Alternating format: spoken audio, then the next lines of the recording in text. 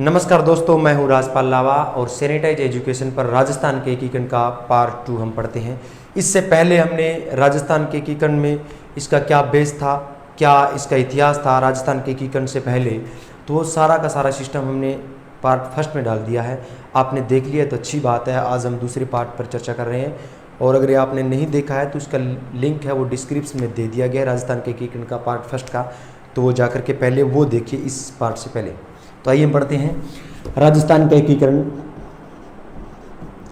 राजस्थान का एकीकरण, आप सबको पता है कि राजस्थान का जो एकीकरण है, जो आज का हम राजस्थान देख रहे हैं, इसको पूरा होने में सात चरणों में ये पूरा हुआ था और 18 मार्च 1948 से इसकी एकीकरण की प्रक्रिया प्रारंभ हुई थी और 1 नवंबर 1956 को कंप्लीट हुआ था। 1 नवंबर 1956 को आज का राजस्थान जो है वो बना था। 1 नवंबर 1956 को कंप्लीट हुआ राजस्थान के पूरे एकीकरण की प्रक्रिया। तो हम पढ़ते हैं सबसे पहले प्रथम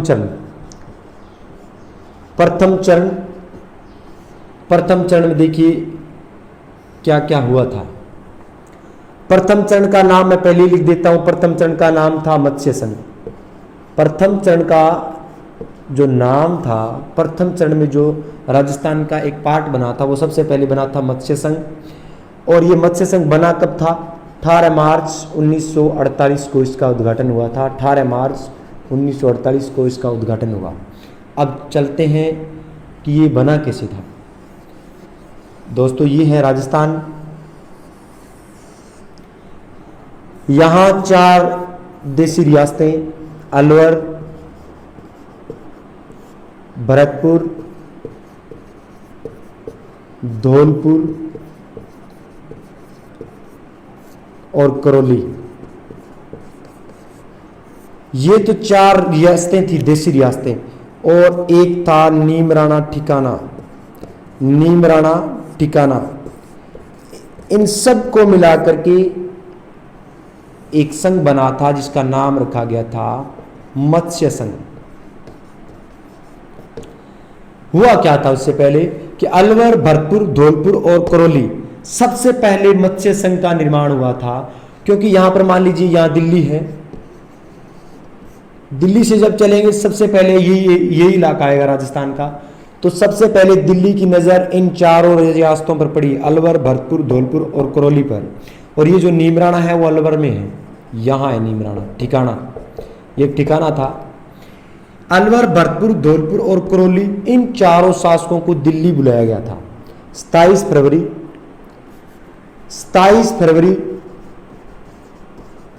1948 को इन 4 देशी राजाओं को दिल्ली बुलाया गया और इन 4 राजाओं, अलवर, भरतपुर, धौलपुर और करौली के राजाओं के सामने एक प्रस्ताव रखा गया, संघ का प्रस्ताव रखा गया कि आप 4 मिलकर के एक संघ का निर्माण कर लीजिए।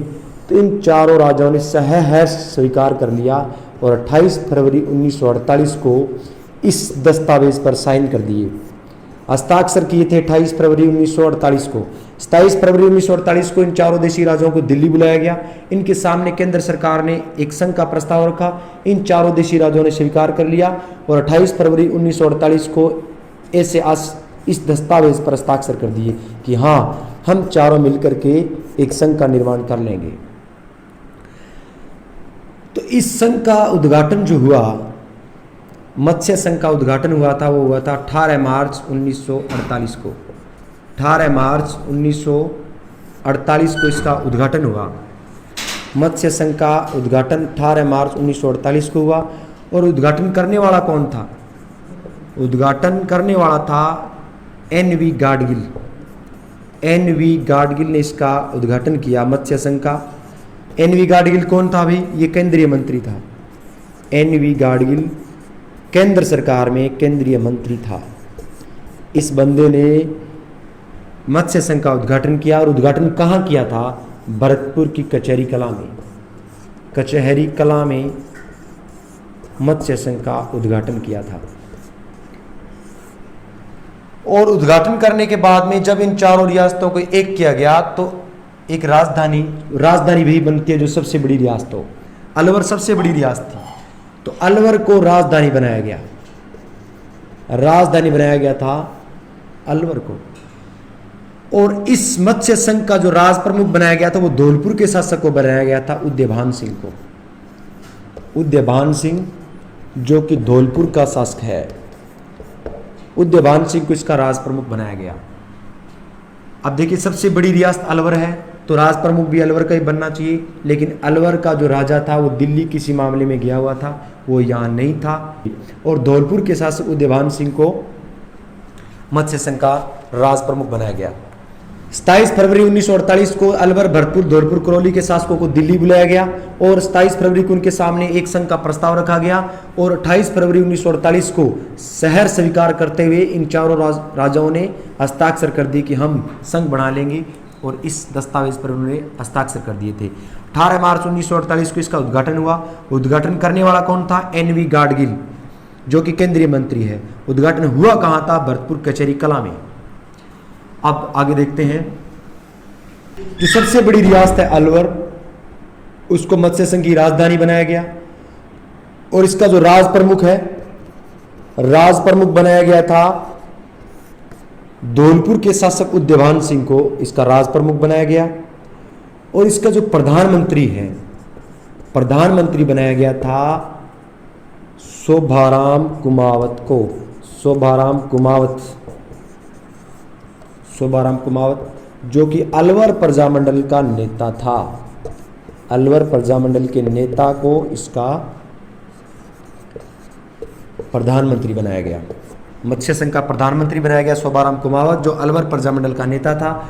राज प्रमुख बनाया उदयभान सिंह को, राजधानी अलवर। यही इसमें मोस्ट इंपॉर्टेंट है कि सबसे पहला जो चरण है मत्स्य संघ, उसका उद्घाटन कब हुआ था? 18 मार्च 1948 को।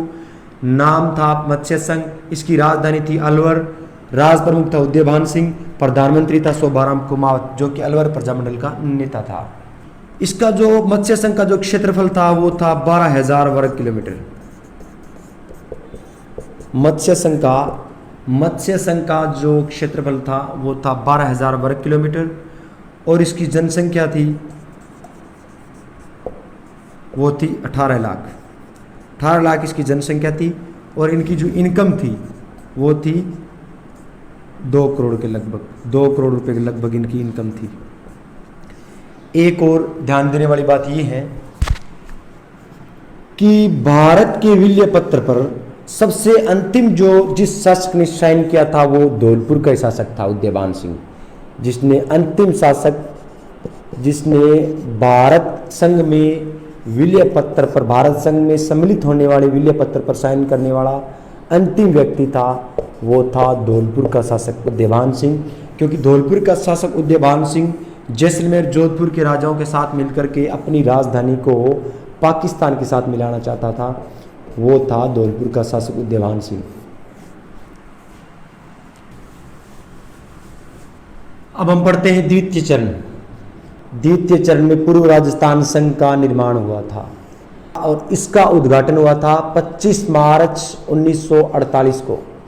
25 मार्च 1948 को, मतलब मत्स्य संघ के 7 दिन बाद। वो 18 मार्च 1948 को मत्स्य संघ का उद्घाटन हुआ था, उसके 7 दिन बाद 25 मार्च 1948 को पूर्व राजस्थान संघ का उद्घाटन हुआ था। पूर्व राजस्थान संघ के निर्माण के लिए इसका प्रस्ताव जो रखा गया था वो 3 मार्च 1948 को रखा गया था। केंद्र सरकार ने 3 मार्च 1948 को उन सभी देशी रियासतें जो पूर्व राजस्थान संघ में सम्मिलित हुई थी, 9 देशी रियासतें प्लस एक चीफशिप, एक ठिकाना और 9 देशी रियासतें मिलकर के पूर्व राजस्थान संघ का निर्माण किया था। तो इन 9 देशी रियासतों के सामने 3 मार्च 1948 को केंद्र सरकार ने प्रस्ताव रखा गया। ये है राजस्थान।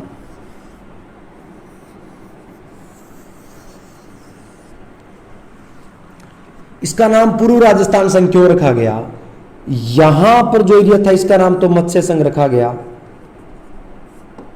ये प्रथम चरण में इसका निर्माण हुआ, लेकिन दूसरे चरण में यहां पर ये कौन सा राजस्थान है? पूर्व राजस्थान है, पूर्वी तरफ राजस्थान, इसलिए इसका नाम पूर्व राजस्थान संघ रखा गया। पहला चरण यहां कंप्लीट हुआ, दूसरा जस्ट इसके पास वाला ही ये दूसरा चरण यहाँ हुआ था। दूसरे चरण में पूर्व राजस्थान संघ का निर्माण हुआ था।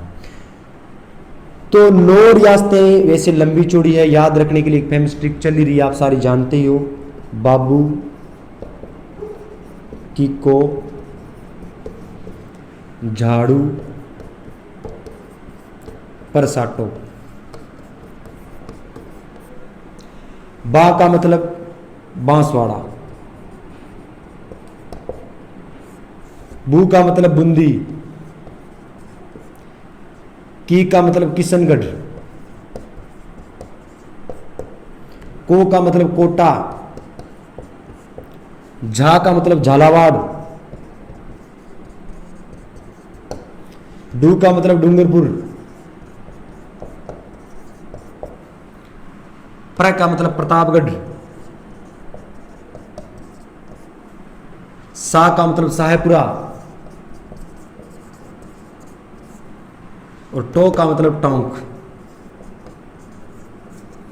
याद हो जाएगा, कोई बड़ी बात नहीं है। बाबू की को झाड़ू परसाटो, बा का मतलब बांसवाड़ा, बूंदी, किशनगढ़, कोटा, झालावाड़, डूंगरपुर, प्रतापगढ़, साहेबपुरा और टोंक। ये 9 देसी रियासतें और 9 देसी रियासतें और एक ठिकाना कुशलगढ़। ठिकाना कौन था? कुशलगढ़, एक चीप सिप ठिकाना। 9 देसी रियासतें और एक कुशलगढ़ को मिला करके पूर्व राजस्थान संघ का निर्माण किया गया और इसका उद्घाटन हुआ था 25 मार्च 1948 को। और इसका उद्घाटन करने वाला कौन था? इसका उद्घाटन हुआ था पूर्व राजस्थान संघ। इसका नाम रखा गया है पूर्व राजस्थान संघ। इन 9 देसी रियासतों के अलावा मेवाड़ को भी इसमें सम्मिलित होने के लिए बोला गया। मेवाड़ के सामने भी ये प्रस्ताव रखा गया कि आप पूर्व राजस्थान संघ में सम्मिलित हो जाइए, लेकिन मेवाड़ के महाराणा और वहाँ के प्रधानमंत्री ने इस बात का विरोध किया कि हम पूर्व राजस्थान में सम्मिलित नहीं होंगे। लेकिन उद्घाटन, फिर भी इसका उद्घाटन करना पड़ा बिना मेवाड़ के। 25 मार्च 1948 को बांसवाड़ा, बूंदी, किशनगढ़, कोटा, झालावाड़, डूंगरपुर, प्रतापगढ़, साहेबपुरा, टोंक और कुशलगढ़, इन सब को मिला करके एक पूर्व राजस्थान संघ का निर्माण किया गया और इसका उद्घाटन हुआ था 25 मार्च 1948 को। 25 मार्च 1948 को इसका उद्घाटन हुआ और इसका उद्घाटनकर्ता कौन था? उद्घाटनकर्ता था वही एन.वी. गाडगिल। एन.वी. गाडगिल ने भी पूर्व राजस्थान संघ का भी उद्घाटन किया। एन.वी. गाडगिल जो कि केंद्रीय मंत्री है। और इसकी जो राजधानी बनाई गई थी, पूर्व राजस्थान संघ की जो राजधानी बनाई गई थी वो बनाई गई थी कोटा को, क्योंकि कोटा सबसे बड़ी रियासत थी। इन 9 देसी रियासतों में सबसे बड़ी जो रियासत थी वो थी कोटा। तो कोटा को राजधानी बनाया गया और राज प्रमुख भी कोटा के ही शासक को बनाया गया था, भीम सिंह। कोटा का शासक था भीम सिंह। भीम सिंह को राज प्रमुख बनाया गया, जो कि कोटा का शासक था। इसका प्रधानमंत्री बनाया गया था। राजधानी बनाई गई थी कोटा क्योंकि इन 9 रियासतों में सबसे बड़ी रियासत थी कोटा। राज प्रमुख बनाया गया था भीम सिंह को, क्योंकि कोटा सबसे बड़ी रियासत थी और कोटा का प्रमुख शासक है वो भीम सिंह था। भीम सिंह को राज प्रमुख बनाया गया और प्रधानमंत्री बनाया गया था गोकुललाल असावा को। गोकुललाल असावा को इसका प्रधानमंत्री बनाया गया। पूर्व राजस्थान संघ का जो मंत्रिमंडल है उसका स्थगन रखा गया कि मंत्रिमंडल अभी नहीं बनाएंगे, क्योंकि मेवाड़ को भी पूर्व राजस्थान संघ में मिलाना था। तो तृतीय चरण में ज़्यादा कुछ नहीं हुआ। तृतीय चरण में पूर्व राजस्थान संघ के साथ मेवाड़ को और मिला दिया गया। तो चलिए पढ़ते हैं। अब हम पढ़ते हैं तृतीय चरण।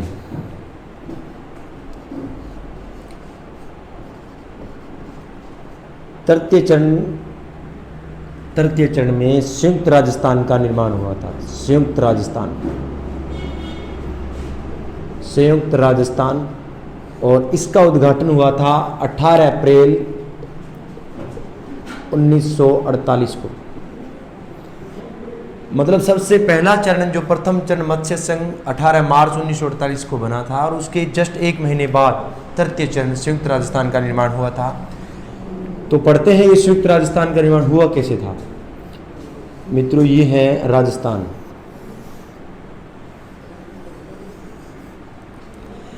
अभी हमने पढ़ा है कि यहाँ पर पहले चरण का निर्माण हुआ था मत्स्य संघ का, और यहाँ पर ये दूसरा चरण था जिसका नाम था पूर्व राजस्थान संघ।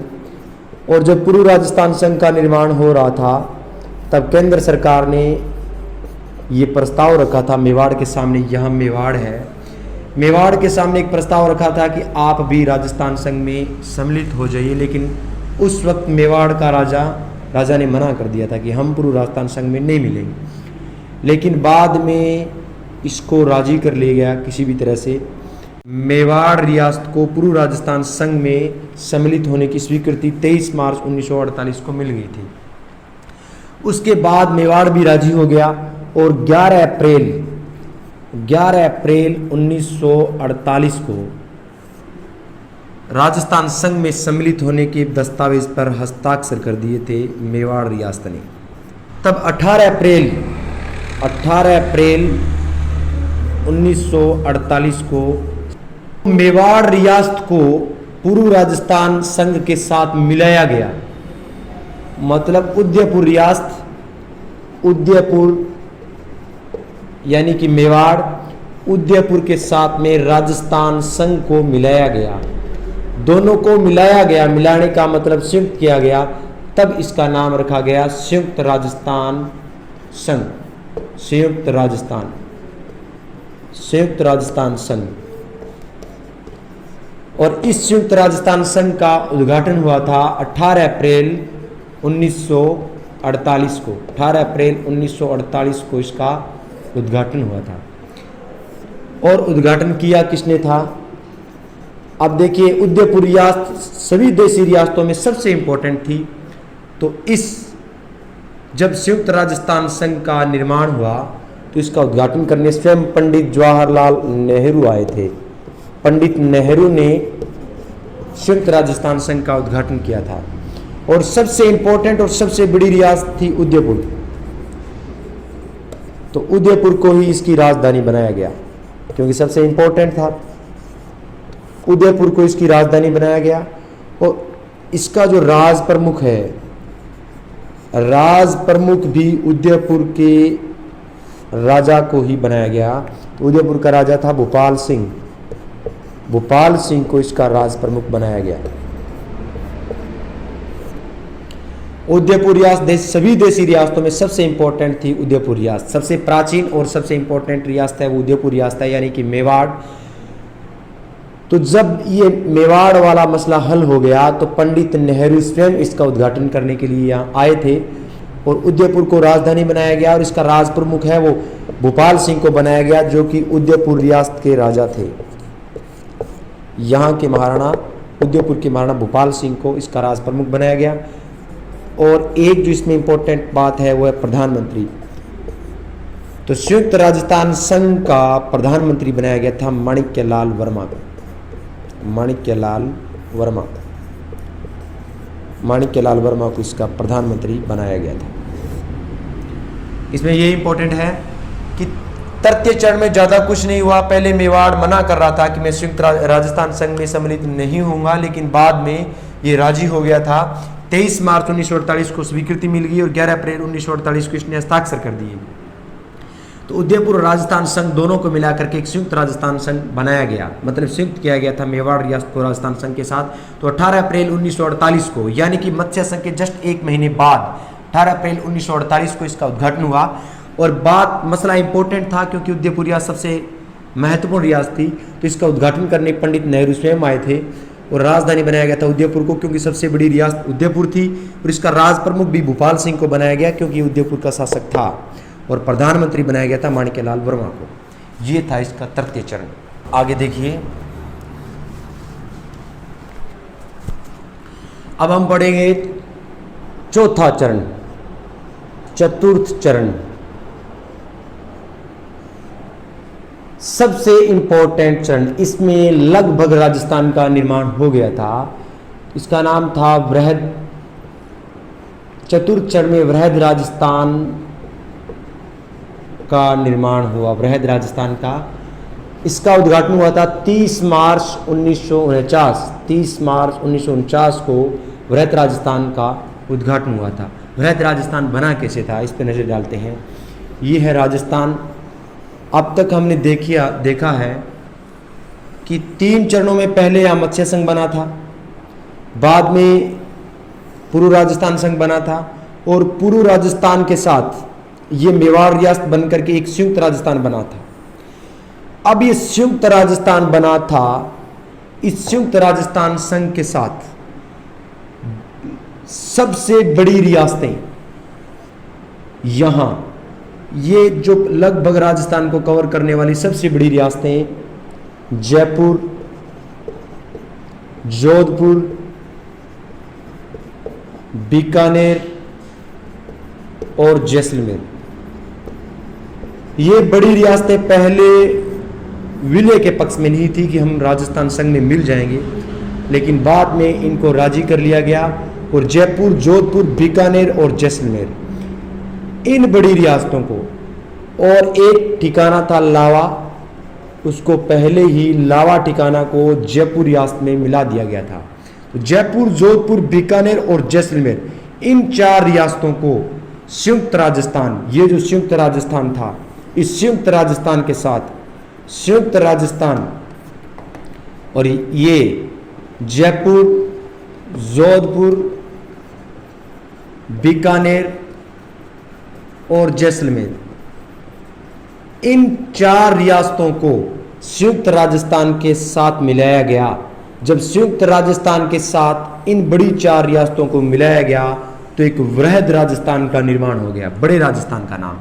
तब इसका नाम रखा गया वृहद राजस्थान, क्योंकि संयुक्त राजस्थान प्लस ये 4 रियासतें तो एक बड़ा राजस्थान बन गया। तब इसका नाम वृहद राजस्थान रखा गया।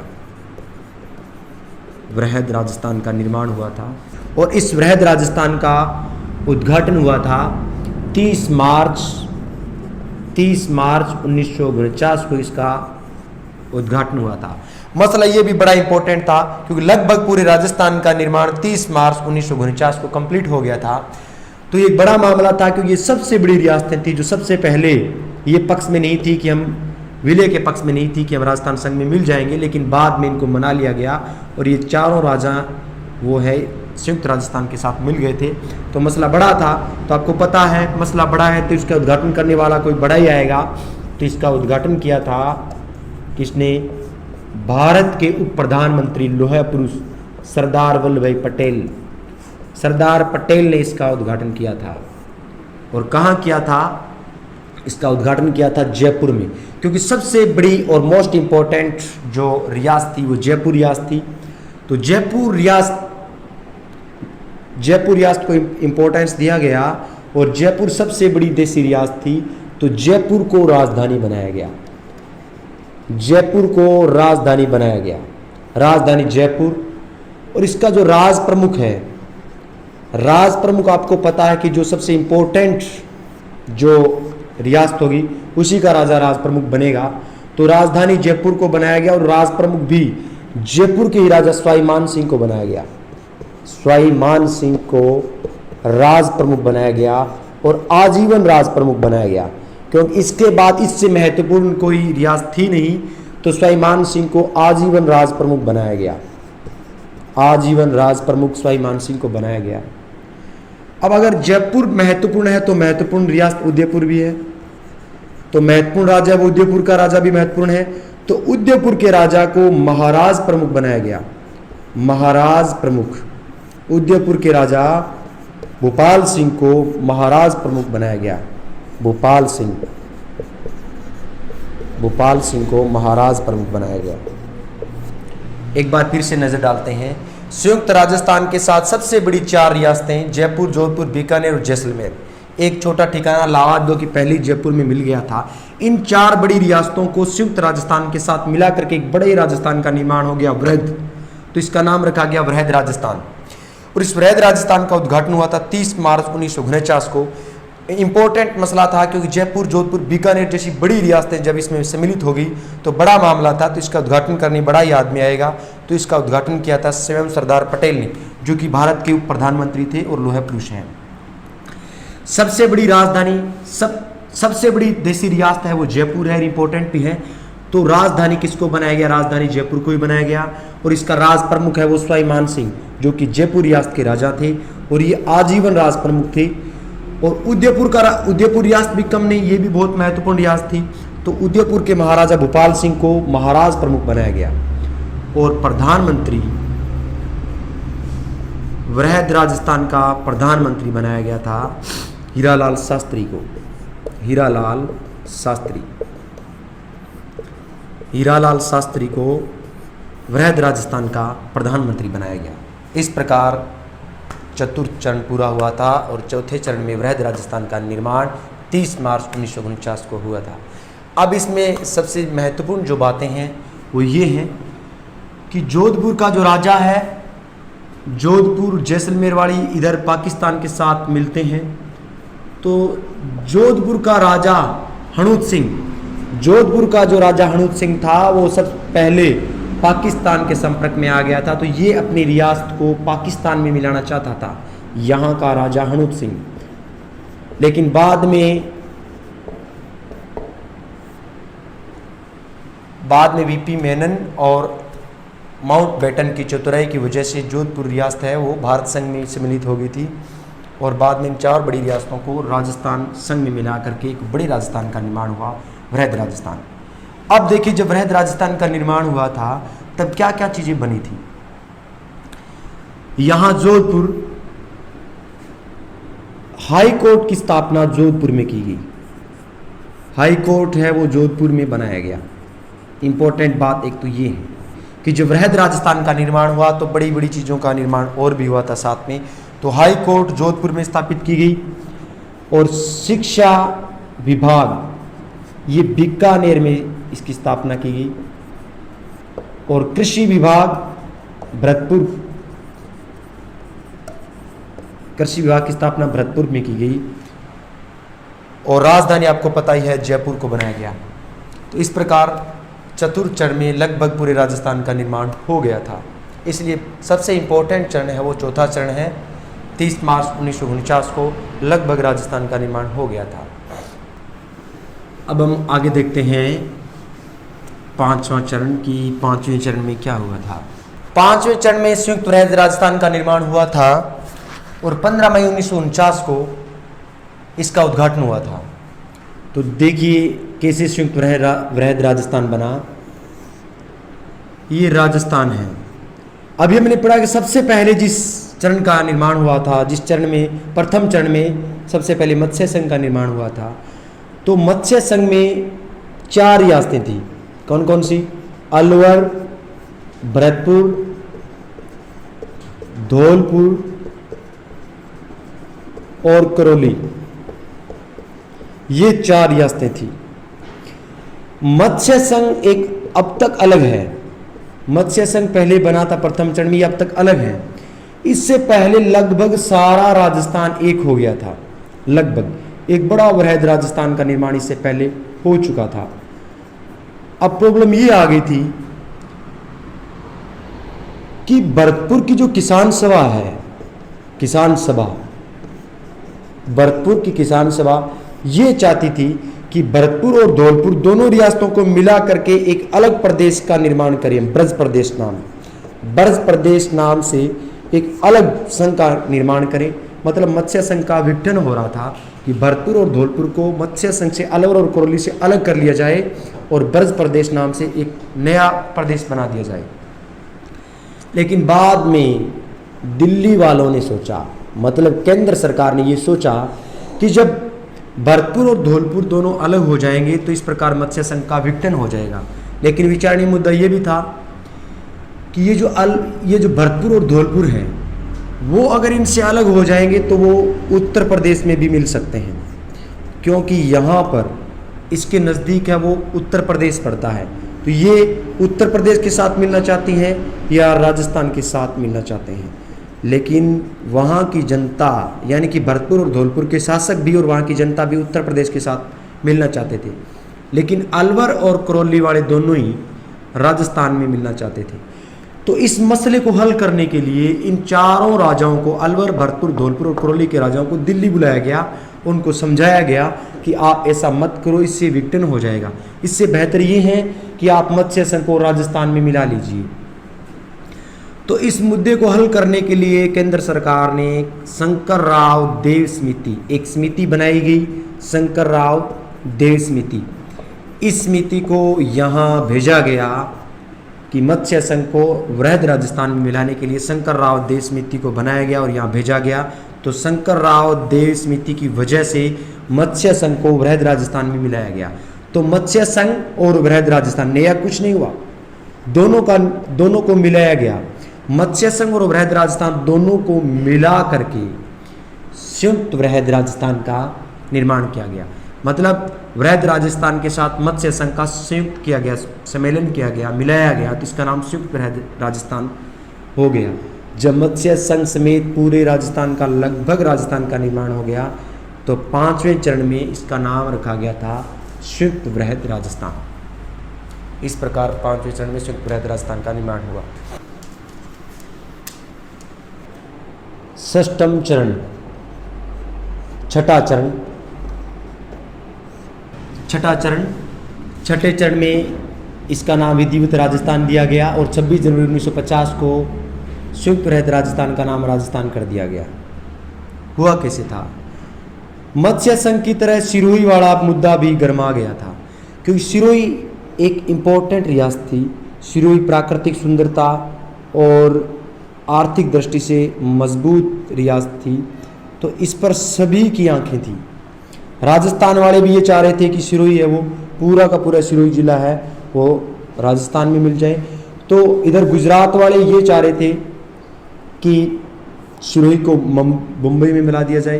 तो गुजरात वाले और राजस्थान वाले नेताओं के मध्य, दोनों नेताओं के मध्य आपस में मतभेद चल रहे थे। गुजरात वाले ये चाह रहे थे कि सिरोही को बम्बई में मिला दिया जाए और राजस्थान के सभी नेता ये चाह रहे थे कि सिरोही को राजस्थान में ही मिला दिया जाए। अब बम्बई में मिलाने के लिए सरदार वल्लभ भाई पटेल भी यही चाहता था। सरदार पटेल भी यही चाहते थे कि सिरोही है वो बम्बई में मिल जाए, लेकिन बाद में सिरोही का विभाजन किया गया। बाद में क्या हुआ? सिरोही का विभाजन किया गया और इसकी इंपॉर्टेंट जो जगह है सिरोही की, आबू और देलवाड़ा तहसील को, आबू और देलवाड़ा, इन दोनों तहसीलों को बम्बई प्रांत में मिला दिया गया। क्योंकि अब पटेल के सामने चलने वाली किसकी थी? तो सरदार पटेल भी यही चाहते थे कि पूरा का पूरा सिरोही है वो बम्बई में मिल जाए, लेकिन बाद में राजस्थान वाले ये चाह रहे थे कि ये सिरोही है वो राजस्थान में रहे। तो बाद में सिरोही का बंटवारा कर दिया गया, सिरोही के 2 भाग बना दिए गए। आबू और देलवाड़ा तहसीलों को बम्बई में मिला दिया गया और बाकी का जो सिरोही है वो राजस्थान में मिला दिया गया। शेष सिरोही को आबू और देलवाड़ा आबू और देलवाड़ा तहसील को बम्बई में मिला दिया गया और शेष सिरोही को राजस्थान के साथ मिला दिया गया। इस प्रकार छठे चरण का निर्माण हुआ और इसका सिरोही और संयुक्त वृहद राजस्थान दोनों को मिला करके इसका विधिवत नाम राजस्थान 26 जनवरी 1950 को, जिस दिन भारत का संविधान लागू हुआ था, 26 जनवरी 1950 को इसका विधिवत नाम है वो राजस्थान किया गया 26 जनवरी 1950 को। हालांकि सिरोही की आबू और देलवाड़ा दोनों तहसीलों को बम्बई में मिला दिया गया, बाकी से सिरोही को राजस्थान में मिला दिया गया, परंतु राजस्थान के सारे नेताओं ने इस बात का विरोध किया कि हम पूरी सिरोही को राजस्थान में ही रखना चाहते हैं, क्योंकि सरदार पटेल के सामने किसी की चलने वाली नहीं थी। तो सरदार पटेल के दबाव की वजह से इन आबू और देलवाड़ा को बम्बई में मिला दिया गया, लेकिन व्यापक प्रतिक्रिया हुई पूरे राजस्थान में। तो 6 साल बाद राज्य पुनर्गठन आयोग को बनाया गया और फिर से आबू और देलवाड़ा को राजस्थान में मिलाया गया। तो ये सारी प्रक्रिया आगे के चरण 7वें चरण में पढ़ेंगे। यहाँ तक से सिरोही और राजस्थान को मिला करके आज का जो राजस्थान है वो वास्तविक नाम राजस्थान 26 जनवरी 1950 को, जिस दिन भारत का संविधान लागू हुआ था, उस दिन रखा गया। तो यहाँ तक सिरोही और शेष सिरोही और राजस्थान को मिला करके राजस्थान छठे चरण में बना था। अब हम आगे पढ़ेंगे सातवें चरण। सातवें चरण में आबू और देलवाड़ा तहसीलों को वापस राजस्थान में कैसे मिलाया गया था, वो हम सातवें चरण में पढ़ेंगे। अब हम पढ़ते हैं सातवां चरण, सप्तम चरण। सप्तम चरण में आज का जो राजस्थान है, वर्तमान राजस्थान, वो सातवें चरण में बना था। सप्तम चरण में राजस्थान का कंप्लीट जो निर्माण हुआ था वो सातवें चरण में हुआ था और 1 नवंबर 1956 को ये कंप्लीट हुआ था। 1 नवंबर 1956 को हुआ कैसे था? बात ये थी कि जब सिरोही की आबू और देलवाड़ा तहसीलों को बम्बई प्रांत में मिला दिया गया, व्यापक प्रतिक्रिया हुई, सभी राजस्थान के नेताओं ने इस बात का विरोध किया, तो फिर से राज्यों का पुनर्गठन किया गया। राज्यों के पुनर्गठन के लिए एक राज्य पुनर्गठन आयोग का निर्माण किया गया और इस राज्य पुनर्गठन आयोग की सिफारिश पर छठे चरण तक जो राजस्थान था उसमें क्या क्या चीज़ें मिलेगी। एक तो वो जो आबू और देलवाड़ा जो दोनों तहसीलें थी, आबू व देलवाड़ा ये जो दोनों तहसीलें थी, जो सिरोही की तहसीलें थी, इनको वापस राजस्थान में मिला दिया गया। और एक मध्य प्रदेश के मंदसौर जिला है, मध्य प्रदेश में एक मंदसौर जिला है, वहाँ की जगह सुनेल टप्पा, जिसका नाम क्या है, सुनेल टप्पा।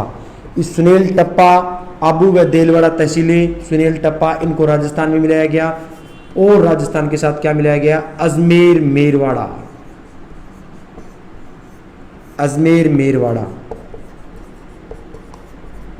इतने दिन तक अजमेर मेरवाड़ा अलग था, लेकिन सातवें चरण में राजस्थान आबू व देलवाड़ा तहसीलों को वापस राजस्थान में मिला दिया गया और मध्य प्रदेश के मंदसौर जिले की एक सुनेल टप्पा जगह है जो कि मानपुरा तहसील में है, मानपुरा तहसील है, वहाँ का एक जगह सुनेल टप्पा, उसको राजस्थान में मिलाया गया और अजमेर मेरवाड़ा को राजस्थान में मिलाया गया।